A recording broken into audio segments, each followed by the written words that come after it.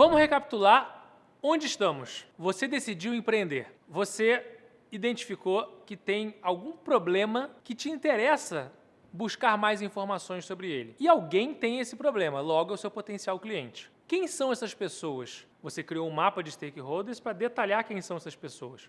Em seguida, você levantou hipóteses iniciais de quais problemas essas pessoas possuem. Em seguida, você pesquisou na internet dados e informações relevantes sobre o problema e sobre esse potencial cliente. Depois você criou um protocolo de observação e um roteiro de entrevistas. Foi para a rua, observou e entrevistou, criando rapport, criando conexão, sem julgar, anotando tudo, até que você consolidou isso tudo no mapa de empatia. E dessa forma finalizou a primeira etapa do Design Thinking. Eu espero que até aqui o seu entendimento do problema e do mercado, do cliente, ele tenha aumentado. E com isso você tenha gerado alguns insights interessantes para que a gente possa avançar para a nossa segunda etapa do Design Thinking. Essa frase do Henry Ford é muito interessante. Se eu perguntasse a meus compradores o que eles queriam, teriam dito que era um cavalo mais rápido. Ou seja, o Henry Ford, ao entrevistar os seus potenciais clientes, eles disseram que queriam um cavalo mais rápido, ou teriam dito que queriam um cavalo mais rápido. Ele leu nas entrelinhas e daí surgiu o carro. Queria chamar a atenção de vocês para uma situação que acontece sempre que a gente faz esses desafios de Design Thinking, que são erros, vieses e soluções implícitas por parte dos empreendedores que nessa etapa são pesquisadores, buscando entrar em contato com esse potencial cliente. O que são erros? É você basear a sua ação em informações incorretas, dados falhos ou incompletos, ou simplesmente equívocos acerca da natureza do problema. Cuidado com isso. Esse é o tipo de erro que a gente não quer cometer. O que são vieses? São assunções, presunções em uma determinada situação que se prova imprecisa devido aos clientes ou usuários não compreenderem o todo. E soluções implícitas acontece quando soluções nas quais os clientes mais apostam aparecem nessa etapa, ou então você, como empreendedor, tendencia o potencial cliente para uma solução que você já tem em mente. Lembre-se sempre, seu papel até aqui não é de propor soluções nem de validar soluções, mas sim levantar hipóteses de problema. E agora chegamos então à transição da primeira etapa, empatização, para a segunda etapa, que é a definição do problema estreito. Retornando aqui ao nosso gráfico, você partiu do problema amplo, fez uma divergência, buscou insights, levantou hipóteses, interagiu com seu potencial cliente. Agora chegou a hora de você fazer a convergência. Sair do problema amplo e convergir para um problema estreito, que é efetivamente aquele problema segmentado, específico, de um nicho que você pretende atuar para resolver. Quais são as principais descobertas das entrevistas? Eu gostaria que você dividisse essas descobertas das entrevistas, além do mapa de empatia que você já fez, eu gostaria agora que você pudesse classificá-las em dois tipos de descobertas: jobs e pains. Em português, tarefas e dores. O que são tarefas? São funções que o consumidor está tentando realizar, problemas ou necessidades que ele está tentando satisfazer. O que são dores? São resultados negativos, riscos, ameaças, obstáculos que impeçam o consumidor de realizar suas tarefas. A fonte dessa ferramenta é o Value Proposition Design, ou design da sua proposta de valor. E aí você vai começar a priorizar. Então o exercício agora é você dividir as suas descobertas em tarefas e dores e priorizá-las entre tarefas mais importantes até as menos importantes e dores mais extremas até as dores mais moderadas. Qual que é um critério interessante para você definir o que é uma tarefa importante e uma dor extrema? É o conceito do cabelo pegando fogo. Eu, particularmente, não tenho como usar isso no meu cabelo, né? No máximo se for na barba. Mas o cabelo pegando fogo é o seguinte: imagina que seu cabelo está pegando fogo agora. Você não precisa fazer mais nada, você precisa apagar esse incêndio. Você precisa apagar esse fogo. Então esse é o conceito. Quais são as tarefas e dores que seu cliente determinou? E é como se fosse o cabelo pegando fogo para ele. É extremamente relevante. Não é uma situação nice to have, não é uma situação supérflua. É algo que efetivamente tem muita prioridade para esse seu cliente. E aí qual que é o exercício seguinte a esse? É você sintetizar as informações. Em outras palavras, reconhecer padrões.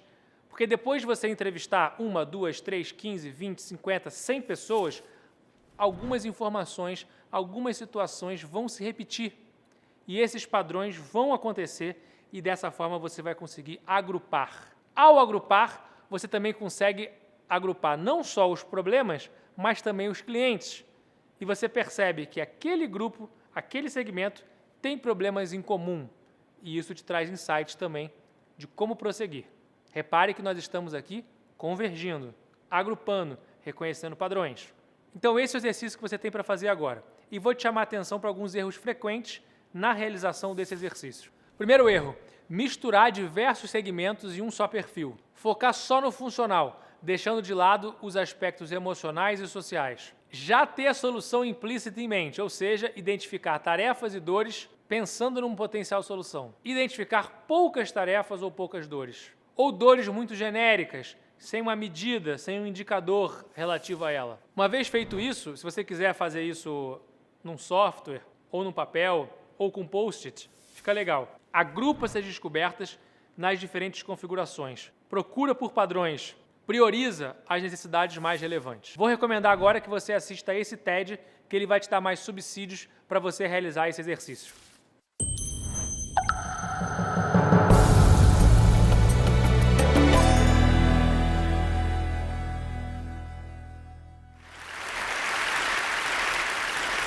Some years ago, I stumbled across a simple design exercise that helps people understand and solve complex problems. And like many of these design exercises, it kind of seems trivial at first, but under deep inspection, it turns out that it reveals unexpected truths about the way that we collaborate and make sense of things. The exercise has 3 parts, and it begins with something that we all know how to do, which is how to make toast. It begins with a clean sheet of paper, a felt marker, and without using any words, you begin to draw how to make toast. And most people draw something like this. They draw a loaf of bread, which is sliced, put into a toaster. The toaster is then deposited for a course of time. It pops up, and then voila, after 2 minutes, toast and happiness. Now, over the years, I've collected many hundreds of drawings of these toasts, and some of them are very good because they really illustrate the toast-making process quite clearly.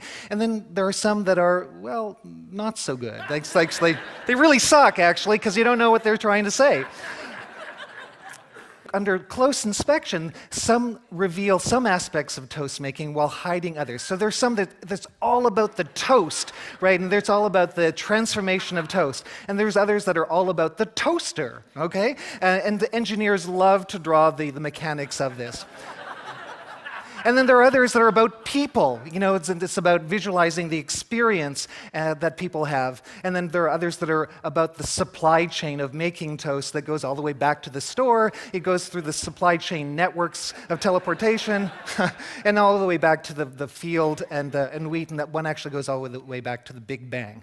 So it's crazy stuff. But I think it's obvious that even though these drawings are really wildly different, they share a common quality, and I'm wondering if you can see it. Do you see it?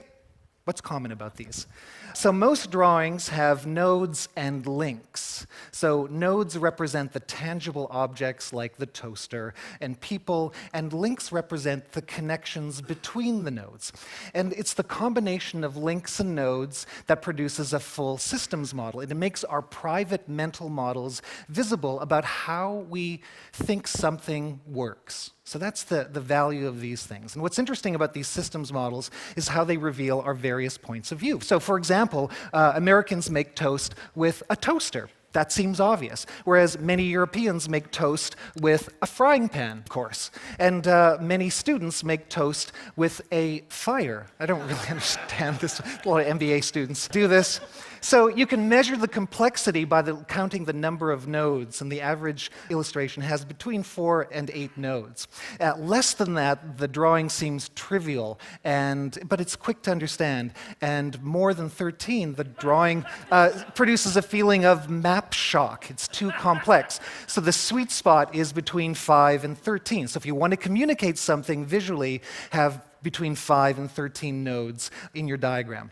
So though we may not be skilled at drawing, the point is that we intuitively know how to break down complex things into simple things and then bring them back together again. So this brings us to our second part of the exercise, which is how to make toast, but now with sticky notes or with cards. So what happens then? Well, with cards, most people tend to draw clear, more detailed, and more logical notes. You can see the step-by-step analysis that takes place. And as they build up their model, they move their nodes around, kind of rearranging them like Lego blocks. Now, though this might seem trivial, it's actually really important. This rapid iteration of expressing and then reflecting and analyzing is really the only way in which we get clarity. It's the essence of the design process. And system theorists do tell us that the ease with which we can change a representation correlates to our willingness to improve the model. So sticky note systems are not only more fluid, they generally produce way more nodes than static drawings. The drawings are much richer. And this brings us to our third part of the exercise, which is to draw how to make toast, but this time in a group. So what happens then? Well, here's what happens. It starts out messy, and then it gets really messy, and then it gets messier. But as people refine the models, the best nodes become more prominent, and with each iteration, the model becomes clearer, and because people build on top of each other's ideas. What emerges is a unified systems model that integrates the diversity of everyone's individual points of view. And so that's a really different outcome from what usually happens in meetings, isn't it? So these drawings can contain 20 or more nodes, but participants don't feel map shock because they participate in the building of their models themselves. Now, what's also really interesting that the groups spontaneously mix and add additional layers of organization to it. To deal with contradictions, for example, they add branching patterns and parallel patterns. Oh, by the way, if they do it in complete silence, they do it much better and much more quickly. Really interesting. Talking gets in the way. So here's some key lessons that can emerge from this. First, drawing helps us understand the situations as systems with nodes and their relationships.